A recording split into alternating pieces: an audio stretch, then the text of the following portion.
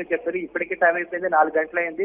వాస్తవంగా అయితే 3 గంటలలోపు మీరు వస్తే అది కూడా ఎక్కువ మంది జనాభా ఉంటే మీకు టోకెన్ ఇచ్చి ఉండేవాళ్ళం. కానీ మీరు 3 గంటలు దాటిపోయి 4 గంటలకు వచ్చారు కాబట్టి మీ నామినేషన్ తీసుకోవడానికి ఎటువంటి అవకాశం లేదని చెప్పి కరాఖండిగా చెప్పారు. దాంతో కేఎఫ్ఆర్ వెనక్కి తిరిగి వచ్చేసరికి చేసేదేం లేక ఇది చాలా పెద్ద దెబ్బగా మనం భావించాల్సి ఉంటుంది. అయితే బయటకు వచ్చిన కేఎఫ్ఆర్ మాత్రం ఇదంతా కావాలని చేశారు. ముఖ్యంగా చంద్రబాబు నాయుడు, సీఎం చంద్రబాబు నాయుడు, అదేవిధంగా జనసేన అధ్యక్షుడు పవన్ కళ్యాణ్, జగన్ 7 కుట్ర పన్నారు. నేను పోటీ చేసుకోకుండా నేను పోటీ చేసి ఎక్కడ సీఎం అయితే వాళ్ళకి అడ్డొస్తాను, లేకపోతే వాళ్ళ అవినీతి ఎక్కడ బయట పెడతాను అన్న ఉద్దేశం తట్టి నా నామినేషన్ కావాలనే తిరస్కరించారని చెప్పి అంటున్నారు.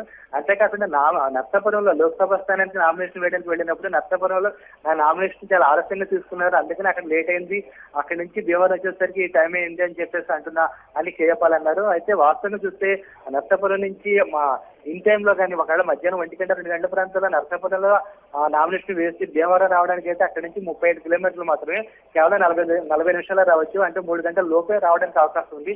కానీ ఇక్కడ ఉద్దేశపూర్వకంగానే కేఎఫ్ఆర్ ఆలస్యంగా వచ్చారా లేకపోతే నిజంగానే అక్కడ ఆలస్యమైంది అనేది మాత్రం తేలాల్సింది.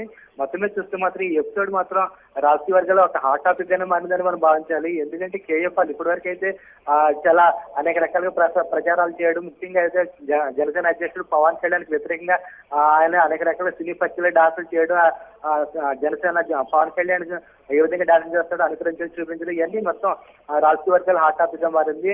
ఇతను మొత్తం కేఎఫ్ఆర్ దృష్టి అంతా ప్రధానంగా జనసేన అధ్యక్షుడు పవన్ కళ్యాణ్ వ్యతిరేకంగానే పోటీ చేయాలనేది అతని లక్ష్యం అంటాను.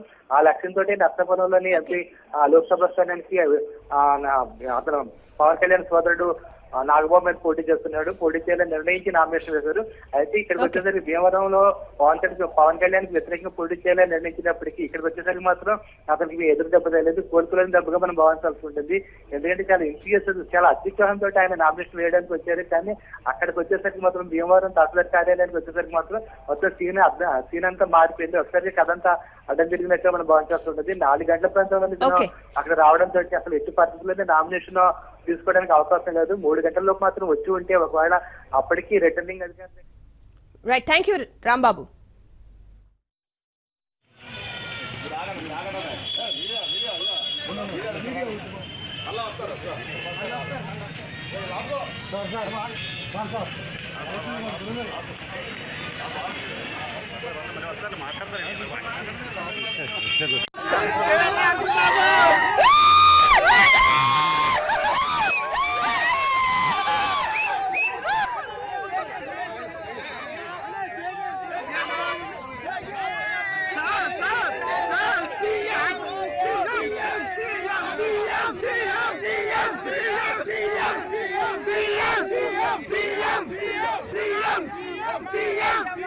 CM